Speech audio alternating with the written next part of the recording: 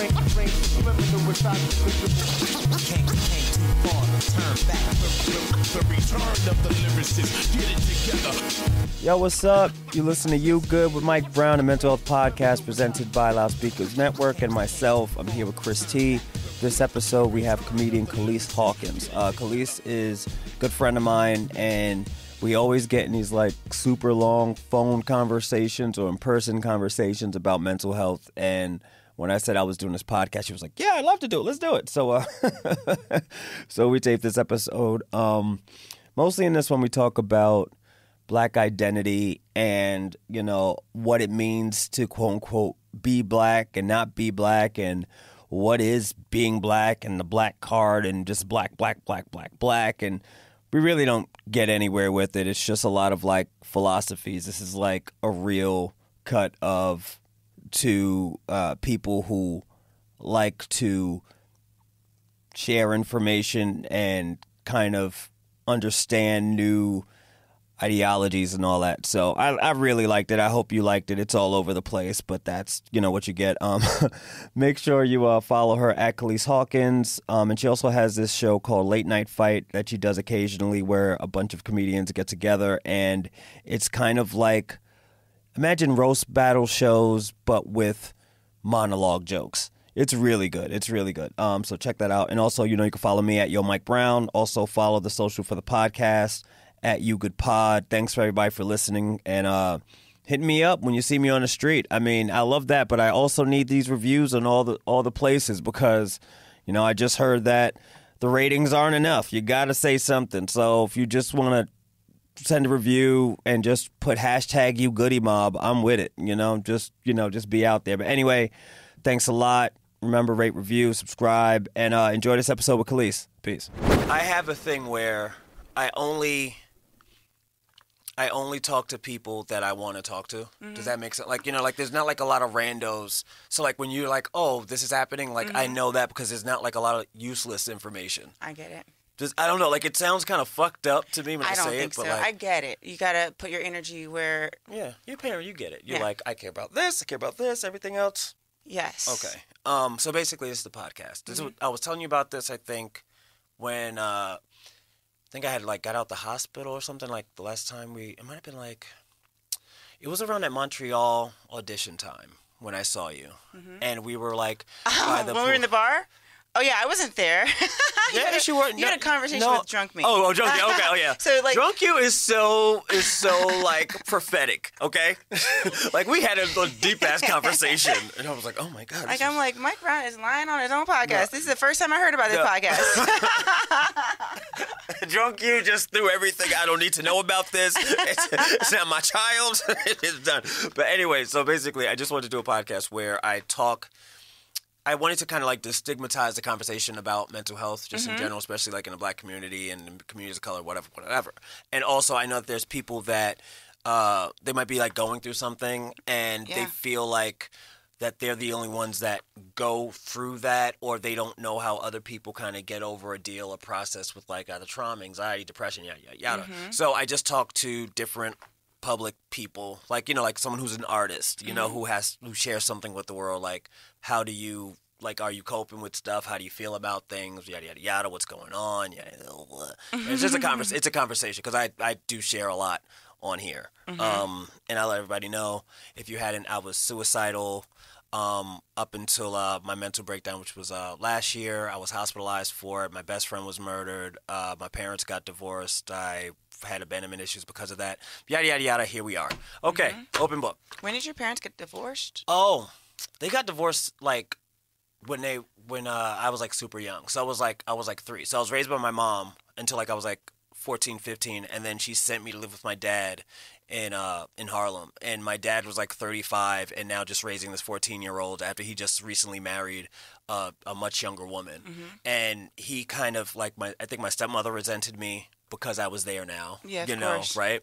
And then my father also resented me for being there, 1, for like messing up like the perfect life that he was building, and 2, I was a literal stranger. Like he was born and raised in Jamaica, and he had different values of how to live, and I'm like a kid of a single mom raised in Queens. Like, so just like the perfect setup for imposter syndrome. Oh, yeah. For your whole life. For my entire life. And to the point where, like, right now it's like after the so after, like, the hospitalization, like, coming out and going through, like, outpatient and all that, it's kind of realizing, like, okay, I've held on to so much trauma and bullshit in my life for so long that I started to use that as an excuse to not progress. Yeah. And also, like, understanding why I kept going back to the place of, like, being super suicidal and being like, why am I here? Why am I here? Da, da, da, and not having an answer.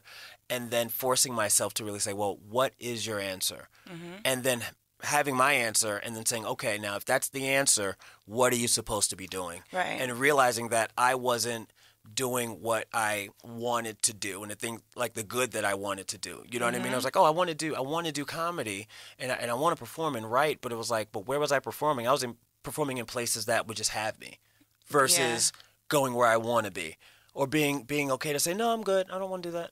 Yeah. You know what I mean? Not feeling bad about it and just knowing like, oh, no, my time is precious. I only spend time with people I want to spend time with. You know what I mean? I think about that kind of stuff all the time, and I think there's a reason behind why you were open to everything and you didn't have your own boundaries. Yeah. And also, it's like people tell you you have to find your purpose, and I think that's the language is messed up because you have to decide. You just have to choose. You have to make a choice. Yeah. It's not out there waiting for you to stumble on it. You have to. But that's the thing. But it's so inner. Yeah. It's not like when we say find a purpose, it's like, do you look around for it? Right. You have to make the decision. Yeah. Yeah. So what's going on with you? What's happening? Talk to me. But what we were saying about like, you know, just taking all the Talk to me about me. Go ahead. Taking all the shows and not knowing which shows to turn down and not knowing which shows to demand for yourself. Yeah. To me, I've done that a lot in my whole comedy career. Yeah. Because it feels like there were, and there maybe less today, but when I started, there were so many limitations for a black female comic that I was open to any possibility. Yeah. And I was allowing the tide to take me wherever it took me because I was just grateful to just be allowed to be in a bar show that was here or to be at this shitty comedy club or to write on this show. Whatever it was, I was just like, please somebody tell me what I'm supposed to be. And I'm still struggling with that. I realized like very recently that now that social media is like a blessing and a curse because now that it's taking over and it's letting everybody in, but it's also taking the power out of comedy clubs and like networks. Yeah. If you decide right now you're a host of a show and this is the show, you can be a host of a show and you can be doing it. You don't have to wait for somebody to give you permission and money and brand you as theirs. Yeah. So that's kind of cool. And I'm coming around to that process now. Like I'm coming around to what do I want to be? If I can just make it up. Yeah. I mean, it's a crazy thing, like, because I started, like, going through that, like, after right after I came out the hospital, it was a thing of, like, I know who I am, and I've always, like, been that person, but, like, I've always shied away from social media because I felt like, well, everybody is showing who they are. And I'm like, but I don't want to show everything about me. And I thought that everything I saw on social media was real. Exactly. And that started really fucking with me because I'm like, everyone's doing so great and I'm not doing great. So why do I want to post up a picture of me performing at this show when there weren't a lot of people at the show? It's just a picture of me performing. I don't want to put that picture up. Meanwhile, somebody else will put a picture up, you know, crushing it right now, whatever. I don't know the audience. I don't know what's going on. But I see their picture and I'm like, perspective. And also, it's either they're feeling for themselves that you wouldn't necessarily feel in their position, which is the thing that blows my mind every day about when you have any kind of depression or any kind of feelings. You go, how are they so happy? If I were in their shoes, I would be distraught. Yeah. But they are just on top of the world, and their social media posts look like they are just the most popular, funnest people. And then there are, what we were saying, it was like... you see them saying they're killing it and all that. Yeah. I also see people post stuff that's negative that I go, I can't even post that. Like, I don't know who to be anymore on social media. Like, I saw this Mr. Rogers thing on Twitter, and it made me cry. It was very touching. What, with the documentary? It showed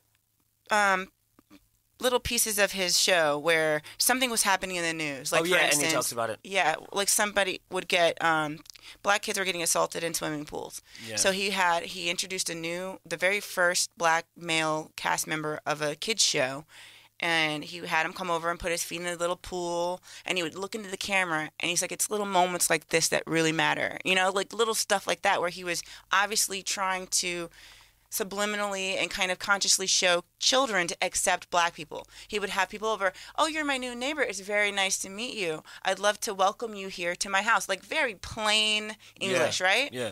And as soon as I started crying, I was like, why? I got so angry. I was like, why the fuck am I so impressed because a white guy was nice? It's such a low standard to set. Maybe at the time it was brave and it was a meaningful message. Yeah. But it's why there are white people these days that go, I'm not racist. I'm nice to black people. No, doesn't encapsulate racism. There are very nice slave owners too. Yeah. Yeah. Very gracious slave owners. They said thank you. I do want you to know that you're the first person to bring up slaves and all of the things that we've talked about. I like that we're going all the way back. I love this so much. Well, see, that's where I'm at these days because I'm trying to understand the world. I used to just be stuck in my little isolated bubble of what are my problems, what is my family history, and what are my issues with relationships, right? Yeah. And everything's being like put in your face now, especially with social media. Yeah. And I'm trying to get like an overall worldview, which is one of the things I think pushing me to need more help and more therapy. Okay. Because it's just an assault on your senses. Just like it's like this Mr. Rogers thing. Mm-hmm. Maybe that was brave at the time, and I think about it in that way too. There was a time when a woman could wear pants and get murdered, and it was brave and it was heroic for her to break that tradition, right? Yeah. We go from wearing pants to I'm supposed to go to a protest and put up a sign and get run over by a car to prove my belief system. Yeah. Like that's a big leap. And I'm supposed to should have never worn pants. There's a lot. Right? I'm supposed to vote and know who to vote for. I'm supposed to prevent that woman from getting murdered. The weight of the world feels like they're putting everything on every single individual one of us. It's no longer, these are the vegan PETA people, and these are the child pedophile people who will protest that shit. Yeah. And these are it's not separated. It's, you need to do it all. We're burning. I get like a lot of anxiety about that too, because it's like everybody needs help.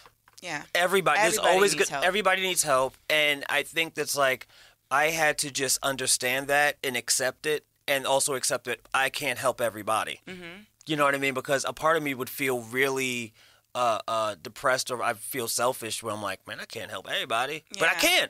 Yeah. Because when I try to help everybody, what happens is I get too bogged down with shit, and then I end up in a mental hospital. Exactly. Because I'm trying to help everybody else with their shit, and I'm not sorting my own shit out. It's like, I'm watched for you, but also, what about this thing? And then when you talk about like the racial components and even like feminist components too. So like, especially for black feminists or you know, feminists of color, where it's like, okay, we're fighting for equal rights for genders, whatever, right? But then when it comes to like the Black Lives Matter or Our Lives Matter movement, y'all not around. I'm like, well, we got to fight for this too, but y'all not fighting over here. But then you're gonna try to feminist shame me for this other thing. It's like I don't know what to do anymore. Yeah, it's a lot. So now you're at like from all our conversations like off air, like this is the first time like you've ever said like, oh, I'm leaning toward therapy now. Yes. How did that happen? When did you get to that point? Like, was there a certain thing that happened that got you there? Like, have you started looking, all of that stuff? Yeah, I think it's just maybe my timeline, everything coming together at the same time. Yeah. I stopped working on a show that I was really happy to be on in L.A. And that I was there for a couple sessions. And I think it's not called sessions. I'm so new. You were there for some time. I was there, and I really liked it. And I was let go because I wasn't a good fit, which is up for interpretation. Yeah. Okay. It's up for interpretation. There's no need to go there right now. No, I was just acting factually. But I was very depressed. Yeah. And I came back to Jersey City, and all the Me Too stuff was going rampant, and every new article that came out was a trigger for me to remember something that happened to me. I've been doing comedy for 14 years, and so I've experienced a lot of instances that I think a younger person in that era wasn't aware would be somebody taking advantage of you. Yeah. And so I had to like distance myself from some existing relationships I was in that I realized were abusive. You know what I mean? Like stuff like that. That's wow. Stuff like that where you reframe it and you go, Yeah. oh shit. I mean, listen, this is how naive I was. It's not just, I don't know if it's every girl. I do know I am very naive. And so I hate it when I hear guys react to like a Harvey Weinstein instance. Like when it first started coming out, the main reaction I would hear would be a guy going, what is she, stupid?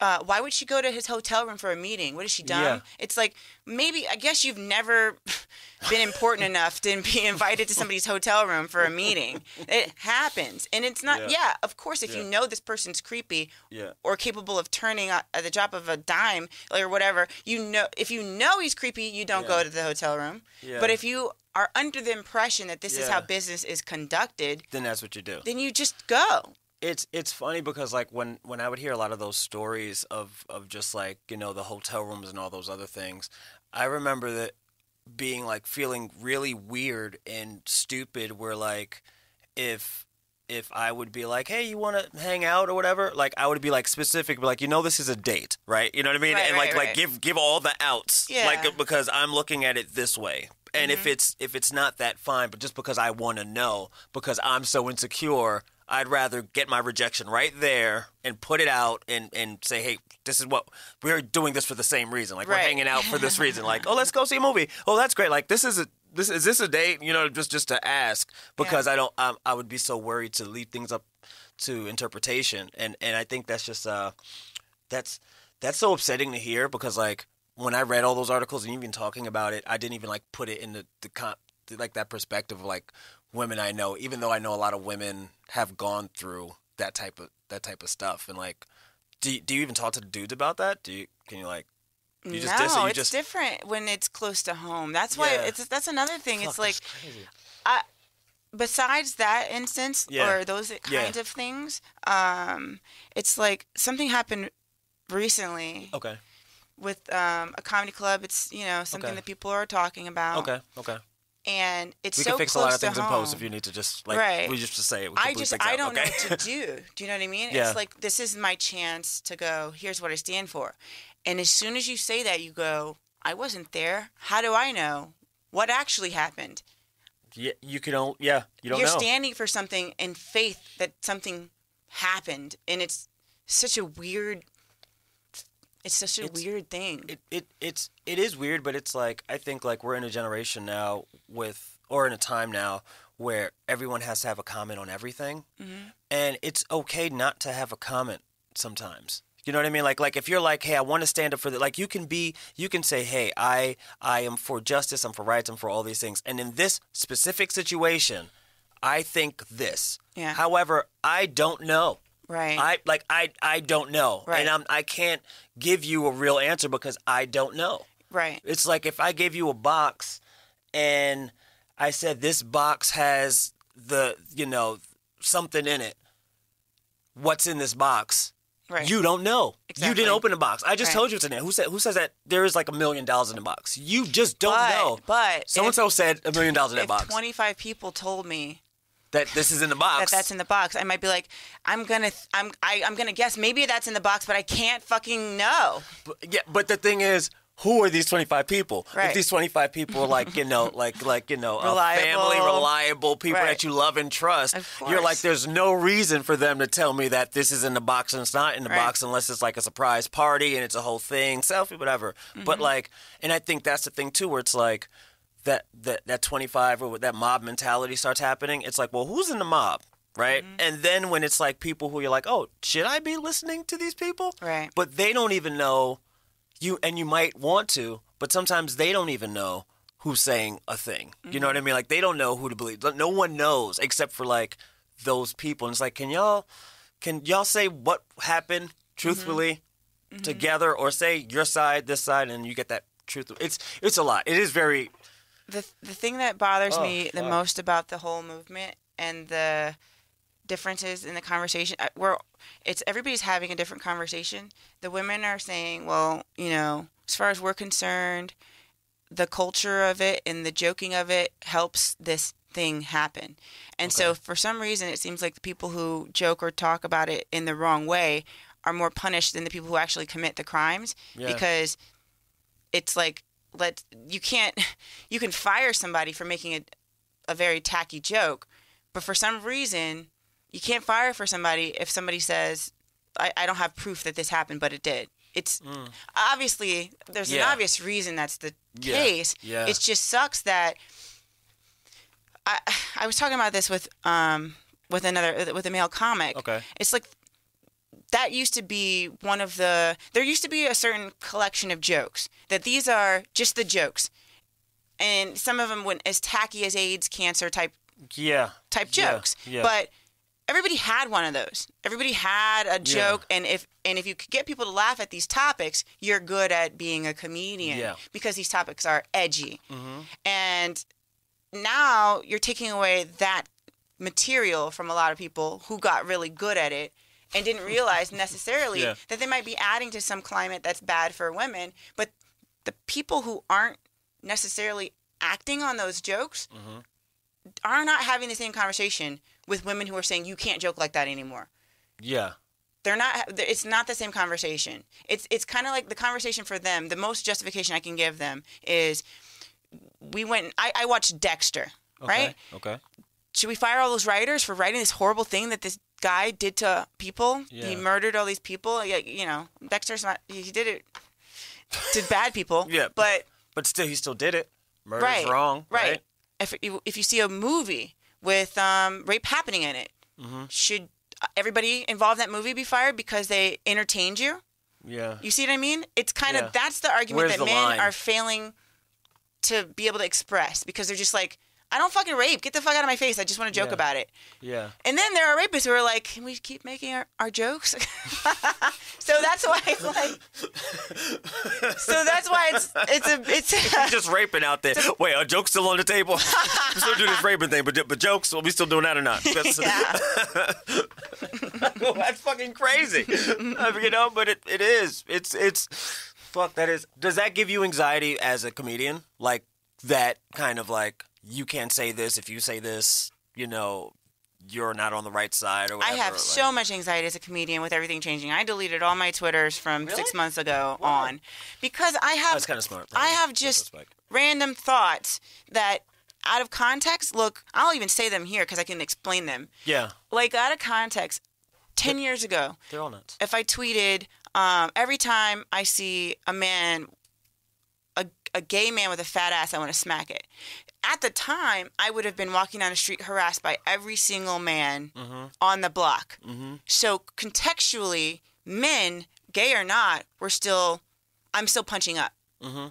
Now, if somebody came across me saying that about a gay man, it's me encouraging assault, sexual assault. You see how it's the timeline is way out of place for that to exist. If somebody found out that I said it. Yeah, and it's too much to try to.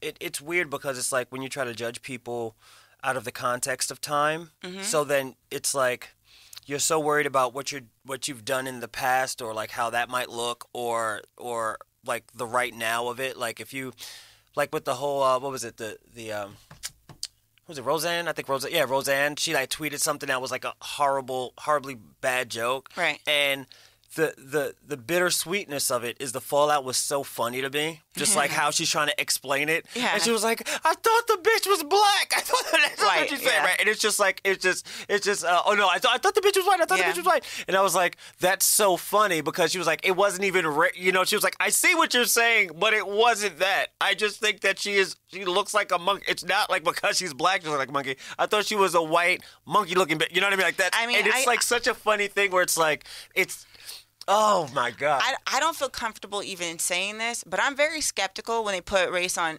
every single thing. Yeah. I don't feel comfortable saying that, because I've been in situations where somebody might be saying something so subtle and I know it's racism. And they might be talking about fucking paper. Yeah. And then you hear somebody say Planet of the Apes, and I go, yeah, maybe she thought the bitch was white. You know what I mean? I go, you know what?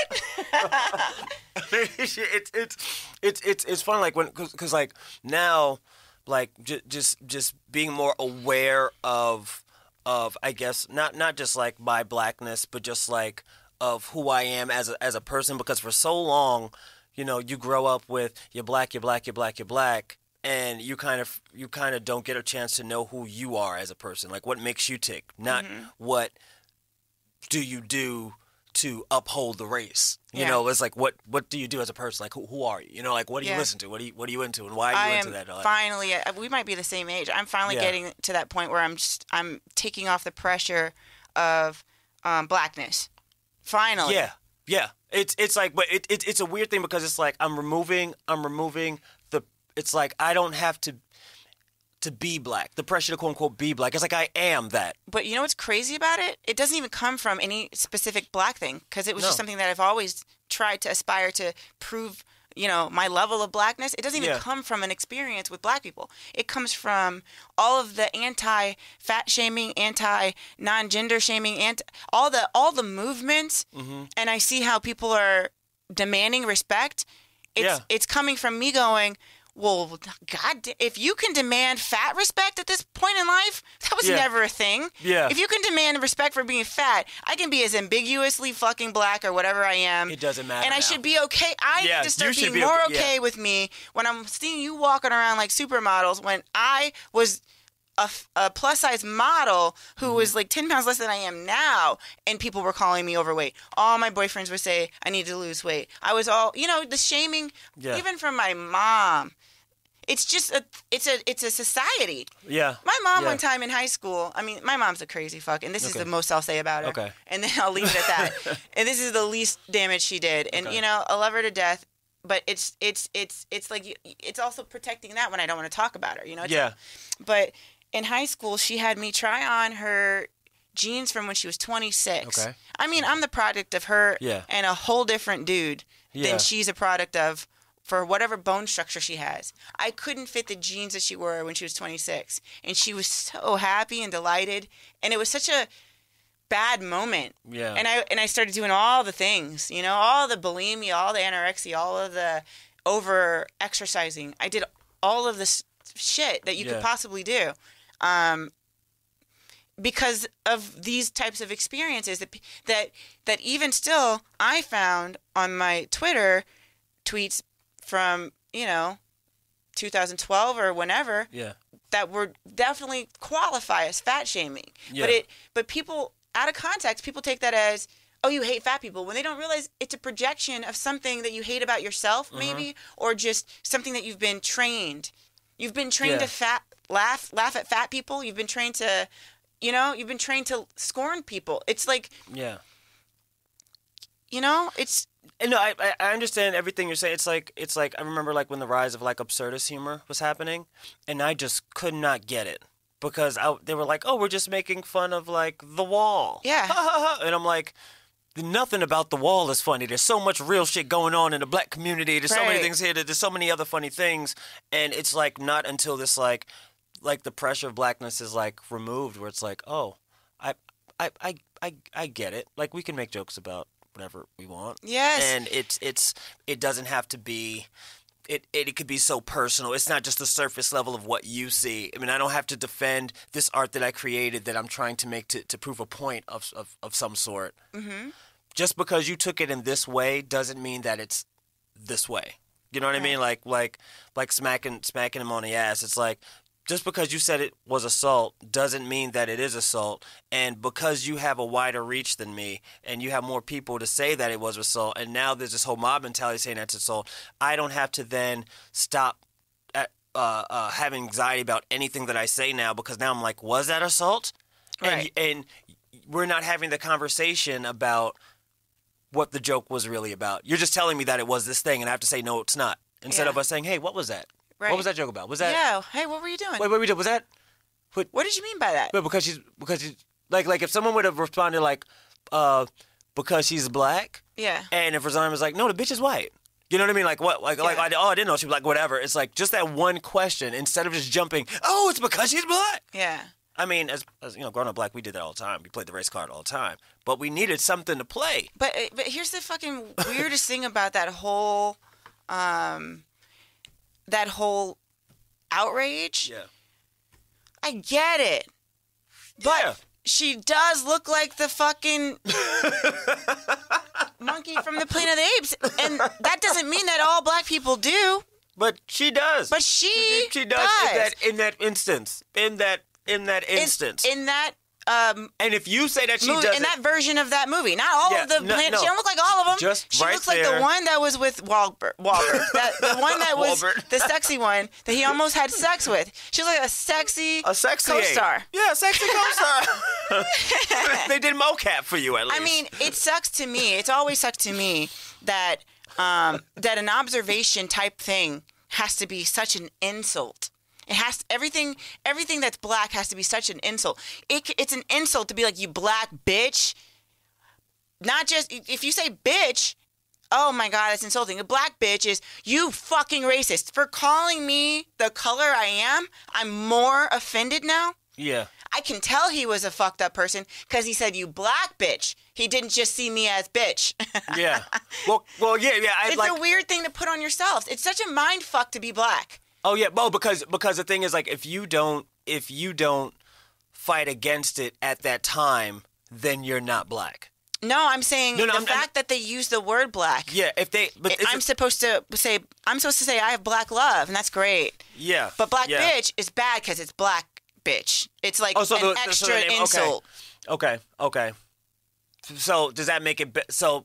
In that way, the racist people it will makes say, it, you fat bitch. There's a reason they add fat. But what if there was like, we in fat love? You know what I mean? Like the same way people say black love. That might be the new. Yo, if it starts, you heard it here first. If it starts here, you heard it here first. You know what I mean? Express your fat love. Fat love. And then people walking down the street, I can't believe that fat man is with that skinny woman. You forgot who you are. How dare that fat man? Who's he sharing them calories with? Selfish ass fat man.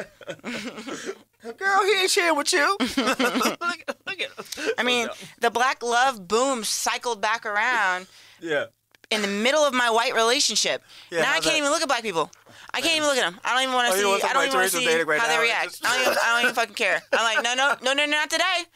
Not today. Not when Patrick gets to walk down the street as Pauline. You don't get to shame me for. Oh man. For happening upon some white love. Shouldn't you be fat loving somebody right now? Get a burger.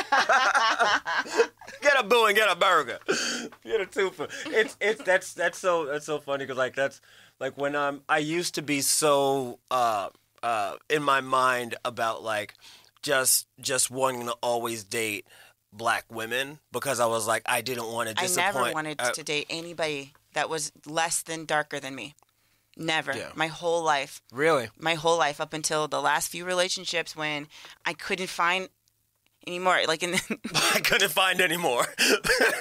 Damn, Jesus Christ. I mean, where were you looking? I mean, what was going on? The problem with me is I overshare, right? And I'm very honest. And so I can back up. That's why I love that. I'm mad that we have like a time, but I'm like so happy that we're doing this. I can back up my belief systems, but it requires me to like snitch on myself.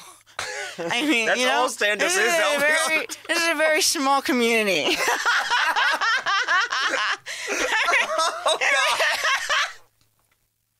I'm out of options. Oh, my God. Well, you know, what happens, it's also this thing. Because, like, I remember being in school and, like, all the black girls I liked wasn't really messing with me at that time. So I was like, all right. Just if girls like me, I'm just into it. We'll see what happens. And then that like kind of opened me up to just dating women of like different cultures. But it was a time, it took a while to even get to the nitty gritty because before it was like, oh, if I dated someone who was Asian or white or whatever, Latino, whatever, it was just like, oh, this is this white person or Asian person, whatever. And I still didn't get down to the surface of it's this person. You know what I mean? And like my relationship now, it's interracial and it's just weird as fuck because I've never been like in a real I don't think I've ever been like I've been in like a real relationship but like doing all the real relationshipy things and understanding like fuck I was such a dummy before. Yeah. You know, for all those things of like, oh, why are you not texting me when you leave the spot? Why you gotta know my business? Like, no, you're with the person, text them. Why are you not letting them know? Because it's some macho shit, you know what I mean? But it's really weird now because I feel like when like as you're talking about like, oh, you wanted. That might have been some colorism issues. I don't know if I that was is a just, thing, but it might be. I'm sitting here repeating the word over and over and over in Yeah. my head, colorism. Yeah. Because I've been wanting to say it. Because it's like everything that we're saying selectively falls under the umbrella of somebody saying this is colorism, this is shadeism, this is some kind of. That's why I feel like I was like, this is some kind of say, yeah, or like the, anti-black thing. This Yeah. is, but it's like you want to get to a place where you go, hey, I respect myself, I respect my choices in the moment, and it has nothing to do with abandoning a culture. It doesn't. It's just I like this person, and I should be Yeah. allowed to like this person. And then somebody will say, well, that's because you hate something. You can just you like hate that something person. black about you or some shit. Yeah. And it's like, okay, well, if that was true, then I wouldn't have only dated 2 white guys. Now, the second white guy proves to me that it's not a special circumstance. Yeah. Because like I could get away with on the first white guy being like, it's just this guy, you know? You guys, I'll be right back. Yeah.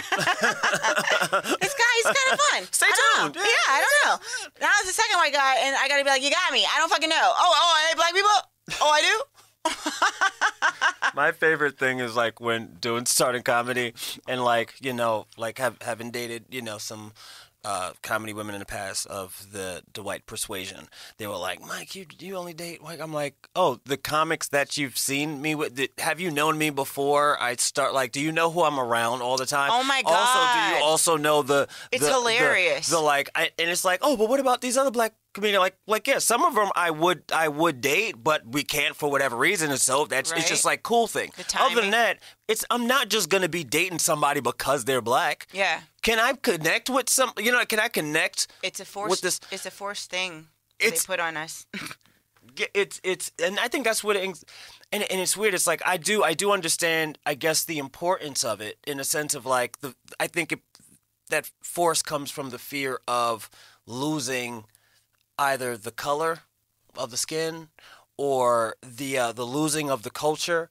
But it's also like, well, can you see me as a black person and I'm still black and I still have my culture, and if I'm with someone, they're going to get pieces of my culture and I'm getting pieces of their culture. Yeah. And so like we are being a family, and it's not just like a black, you know what I mean? It's like my love here doesn't mean hate for us. Right. And it's such a weird thing, I guess. Like I don't know how it is on the like I guess like the black woman side of it, because the black man side, it's like, you know, I know I'm trash. I got Twitter. I've been, you know. I mean, I have issues of it on the whole spectrum. Yeah. Blackness, femaleness, all of it.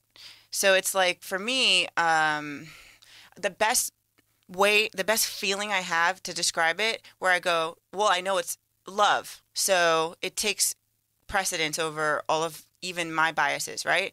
Because I was realizing with all this Me Too and with all this new, like, non-gender stuff and all of the information coming out about gayness, just all of the new acceptance going on, I go, I might be a lesbian if I was born at a certain time, right? But I know I love this guy, and he happens to be white, and he's blocking me from knowing if I'm going to find black love or lesbian love, because the other day he'll say something like,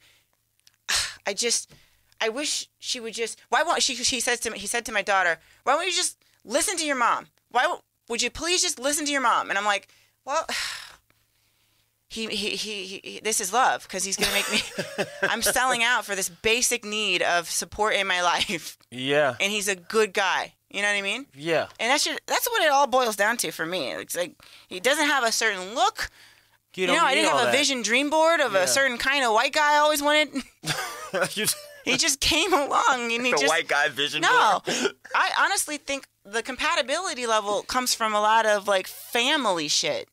Yeah, but that's that emotional thing. I think sometimes it's like all that stuff that looks good in paper and it could work to outside. It feels like the social media relationship, and not in the sense of, you know, posting pictures or whatnot, but in the sense of, oh, everything that you present to me on the surface is who you are, and it's like that's not it. Right? Are you like if you were dating somebody who had, had a younger sister or a kid and hated their kid, you'd be like, I can't be with you because I don't care if you're black, I don't care what color. If you're not taking responsibility for what, you know, for your children, there's no way I could have you in my life, because I know you wouldn't be able to take it, you know, like you wouldn't even be in that. it's like all these intangible things, and sometimes we all say it has to be like race.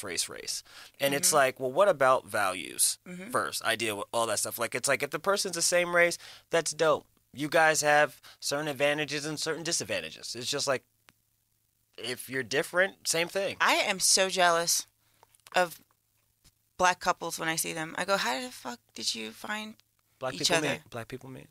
That's how we meet. You know... I don't know if we meet on it. I don't know. But if you use the code you good, you get 20%. I watched them. me and my boyfriend went to That's the creepiest casino. thing. If you and your boyfriend, you and this interracial relationship. I swear to God, he looks like. I mean, I'll elbow him. I'll be like, oh, look at them. Oh man. How is he going to explain? I look at them like men try to look at fat asses when they walk by. I go, oh, damn. That looks lovely. Ooh, what I would do with that? What I would do with all that black glove. Look at all that black glove. We were sitting at the casino, the hotel, and there's like a breakfast place there. I wish I could name names, but we were there. It's a nice, popular place. And we look across at this beautiful black couple, and they're maybe 45-year-old, and they fucking had... Okay, first of all, he had a suit on. She had a nice little outfit on. I don't know if it was a dress, but they looked nice, right? Yeah. And that's when I realized, oh, shit, it's Sunday. This bitch came out with her man on Sunday. I came down from the casino. They came straight to brunch. I mean, I ain't shit. And that's like making me go, I need that kind of black love. And then they clasped hands and bowed their heads and prayed over their breakfast. So you got to count me out. And I looked at Scott, and I was like, what are we doing? What are we doing together? You didn't even have breakfast. We didn't go to church today. I'm not sure we slept in the room we paid for. Y'all didn't even stay at this hotel. I was playing blackjack when I could have been playing some black dick. Oh my God. Come on. It's so confusing. Okay, so back to the whole, point of your podcast. Yeah. Honestly, we joke about it. We're comfortable with each other. We've been friends for a while. We've known each other. We feel safe. Yeah. But all of this shit, I mean, I feel nervous putting out at why? first, I don't know. That's why I go to therapy. That's why I always say when we text, I'm like, yo, therapy, yo. Right? Therapy. Just do it. Because it's like, I realize at this point how nothing I was raised on was real. So the first 21 years of my life, I was confused. Mm-hmm. I didn't bully anybody, and I didn't understand bullying. All of a sudden, there's this anti-bullying thing. I was fine with gay people my whole childhood. Yeah. And people were like, but it's a, hellfire. I was raised Christian. It was like a hellfire thing. I was like, it doesn't feel right. Yeah. Come to New York, 20 years later, I'm like, oh, it I was right. It was okay. Yeah. Even veganism. I was a vegan as a 7th grader. None of my family did that. And then now it's come to find out, like, there's a big movement in other countries for veganism because it's for the world. It'll save the world to not breed these animals in the way they do. One, it's for the environment, and it's like horrible how they slaughter them. Yeah. And I was thinking that when I was in 7th grade by myself. So a lot of things are coming true. I honestly think we have to change every 20 years. We have to change the standard of how we respect people, and everybody just has to be on board with an update. That's what we need to do. We just need to update. Everybody 20 years younger than us is going to go through a different kind of childhood than we would expect from them. So somebody is going to be a trans 5th grader, and they're going to go through something for that. And then we have to change the standards when 20 years later. Everything has to always change. Yes, it has to change. So there's people who go, but I don't get it. And guess what? So I hate to hear black people say, I don't get this non-gender shit. I don't get it either, but I hate it when people say it with any kind of like attitude, with any kind of shittiness, right? Yeah. Because it's like, you know what? White people, they didn't get releasing you. Releasing your great grandparents. I don't really get these freed slaves. I don't really get that. I don't know, man. Yeah. Maybe on the weekends, maybe we try it out. See. And that's the kind of thing right there. That guy right there, right? Is like there are allies right now for some terrible shit. Mm-hmm. We have allies for gay people, females, black minority. There's allies for us. Yeah. But there's also allies who aren't the kind of people who actually burn a cross on a yard. Yeah. But they go like, I don't know. Let's hear them out. Yeah. Like I'm not ready to do this. But let's talk about it. Yeah. It's a weird thing. It's like I've always kind of went in this mindset because like I started getting really, being being black and being, in New York and doing comedy and stuff, and sometimes, like, you might get judged by things that you do, and then it becomes, like, very, I don't want to say cliquey, but it's like, people might be like, oh, well, he believes in this, and he believes in that. I'm like, well, you don't talk to me about this to ask me that. So how can you just place something on me without me even having a chance to, like, not defend myself, but just, like, explain, like, why can't we have conversations about these things and not going in there in a sense of like, I want to prove to you you're wrong, but say, I want to share with you why I think the way I think based on these facts.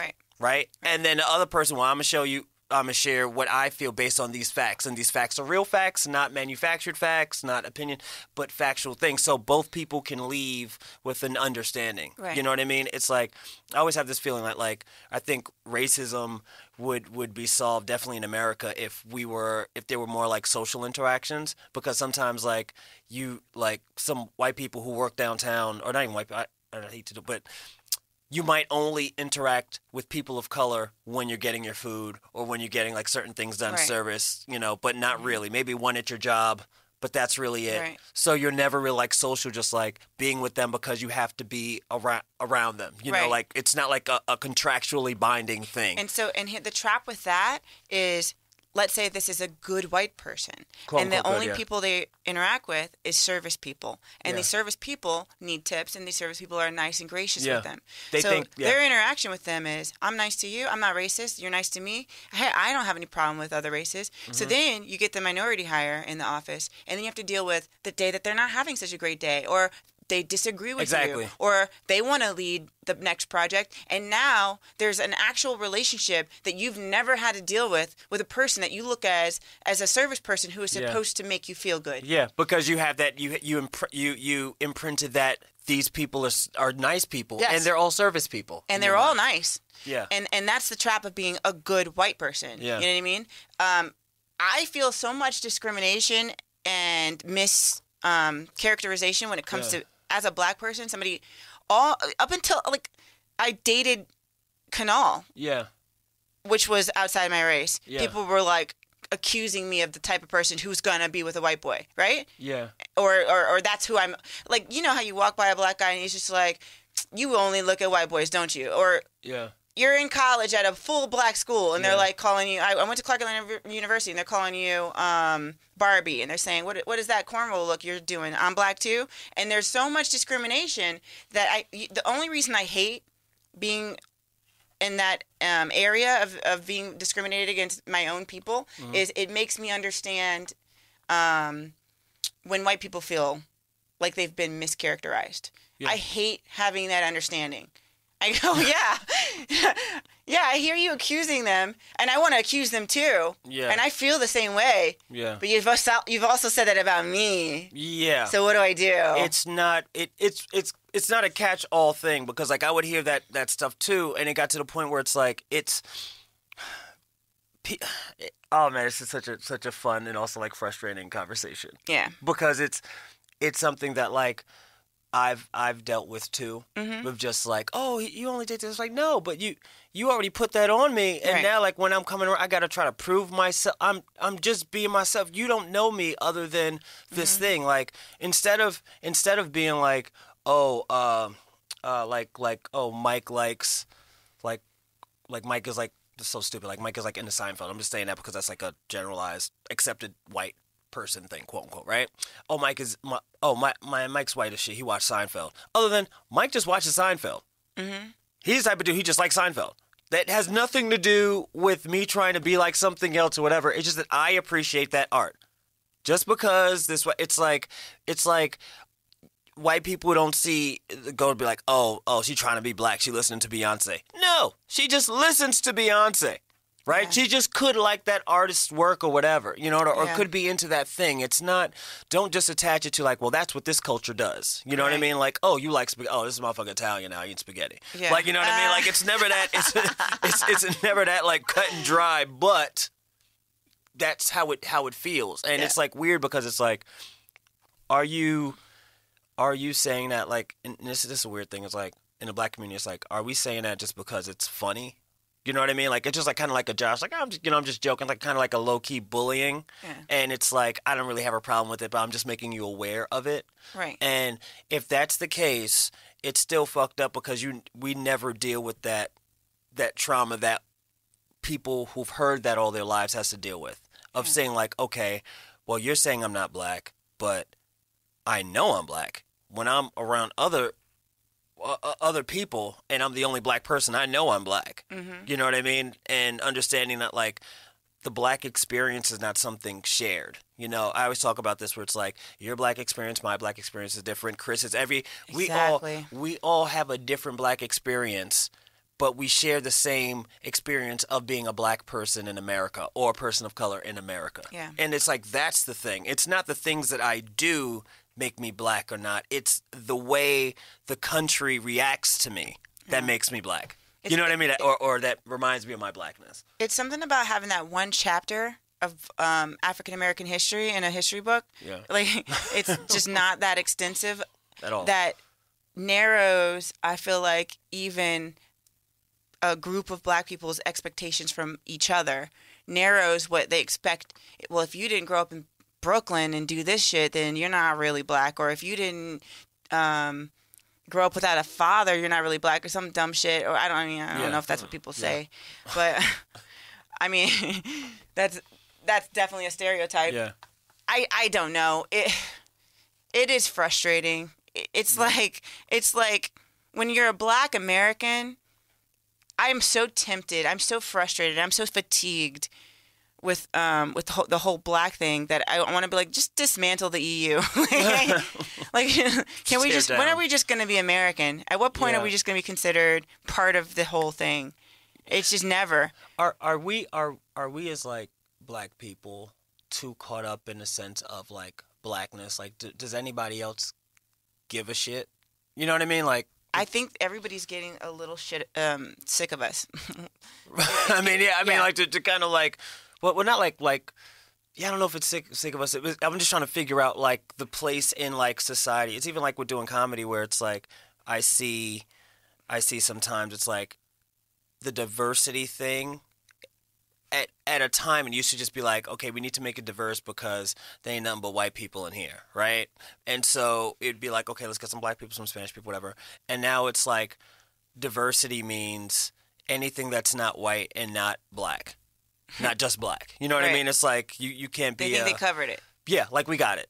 Oh, you're black. That's cool. You need to be black. It's like you need to have another adjective or something. Yeah. Like sometimes that's how it feels, and I know that might not really be the case. I mean, it really feels as if right now you have to be a triple minority to make the diversity. Yeah.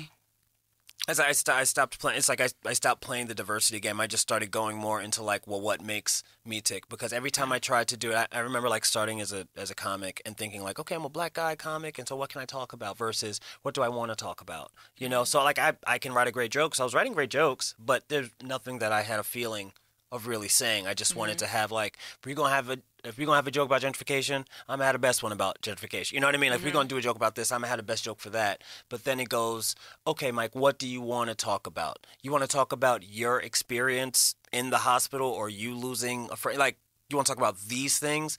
Then you make that funny because now that's your stuff that you're talking about. And you're not talking about it as like, this is what black comics do. It was like, no, this is what Mike Brown, the comic, does. Yeah. It's a different, it's great, but it's weird. Yeah, I realized recently, like every other of my jokes is a black joke. Yeah.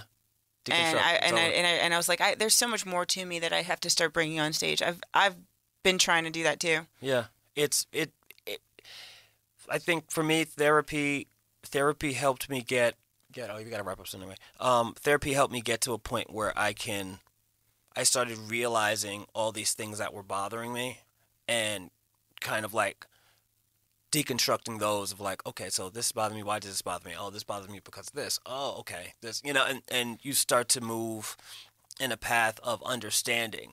So it's like, yeah, there's some shit that like I hate about America, but I'm like, I accept that it's fucked up right now, and I can do things to change it. I'm not gonna wallow in. It's like, I wish everybody would just stop like tweeting about all the horrible things Trump is doing. I'm like, why don't we all just start tweeting about things we should start doing to stop this? Like, I don't need to know Omarosa has another addition to the mixtapes coming out. Like, just tell me what do we do? Are we marching? Are we what do we do? Don't keep pushing the same narrative of how shit is fucked up. Same thing when I think about like our people. Depressing. It's like shit's fucked up. What do we do? We need answers. It's like with this podcast for me. One of the reasons I wanted to do it was because I had took like a quote unquote small sabbatical from stand up for a little bit, like after I got out of the hospital, because I just hated performing. You know what I mean? I was like, I'm tired of performing. I want to be me. I'll say, and I was me, but not like perform. Like I didn't know really who I was to perform to my best ability, right? Then as I started understanding that, I'm like, okay. I started doing some talks at high school or whatnot, and I'm like, okay, now I'm at a point where even with this, it's like I know what I want to say. I know what I want to do. I want to have something that can provide an answer for people or give them a tool to help them get to that answer. Because there's people who might listen to this and they might be fans of you, fans of me. They might just like the topic, and they might be black and be like, I feel all the same things Calise and Mike were saying on this podcast. Right. And no one's saying it. You know what I mean? Right. Or another episode, another person has something that, anxiety related or depression causing whatever. And they're like, oh shit, I'm not alone on this. Like, oh, people, I'm not, thank God. But like, it's like, great. So, because the first thing you're like, I'm alone, I'm lost, what the fuck, everything's horrible. And you're like, oh, I'm not the only one? Okay, cool. So I'm not the oddball in the bunch. Right. Now I can be focused and get something, do something about it. Yeah. So, yeah, you got to do something, right? It took me 38 years to just decide. 38, girl, you're 21. I'm 38. Look at you. I'm okay with it. I know. That's another one of them things that they make you... It's a bit. That they make you hurt. She's about to go into the bit. No, I'm not going to go into the bit. I'm just saying, like, it's a bit. It's a bit. I know. I'm not going to go into the bit. I do feel like, I see myself changing, and I see myself being able to get away with saying a lot younger age, and I try not to fall into that trap because I think it's going to hurt to not be prepared for the next age. Oh, yeah. I don't want to be one of those duck ladies walking around with all that surgery, and then there's going to be an don't shame that bitch. Hashtag don't shame that bitch. That's so stupid. You're like, you get so righteous and then you just go so far left. You're like, got him. I mean, you go one of two ways. I was extremely bullied and belittled and isolated as a child for most of my life. Yeah. And you either get funny from it or you get real sad. Yep. Or it's not mutually exclusive. Exactly. Yeah, you'll be funny and sad, or you speak from very sensitive places, or you speak from very like flippant places because you're experiencing much more stress than the subject matter. Yeah. So it's like I can say, oh, don't shame. There's gonna be an that bitch face shaming campaigin. That bitch face shaming. I could never be that bitch. I don't have her money. I don't have her leisure. I don't have her luxury. You don't have the luxury to be that bitch. No, I can't even have. I think about like celebrities who have it in their contract that nobody can look them in the eye when they walk on set. Oh wow. You've heard of that, no? Yeah, I heard of that, but wow. And I think about it and I go, it's on the outside looking in, it sounds monstrous. But if you're in a position where you have that much money and that much power and you're never around people and you feel judged all the time or you have any kind of paranoid anything, people looking at you is very uncomfortable. Yeah. I have definitely stayed in because I don't want people to look at me. And imagine I had the money to be like, and now you can't. Yeah. I'm paying people to make sure. I would have resting that bitch. Don't shame me face. You'd be the spokeswoman. And you do speeches and you wouldn't look anybody in the eye. You would just look off into the distance. Barack, don't look at me. Anyway, but thanks for coming. Yeah, we wrap up here. That's it. That's over. Thanks for having me. Well, thanks for coming here. Oh my God. Okay, great. We're done.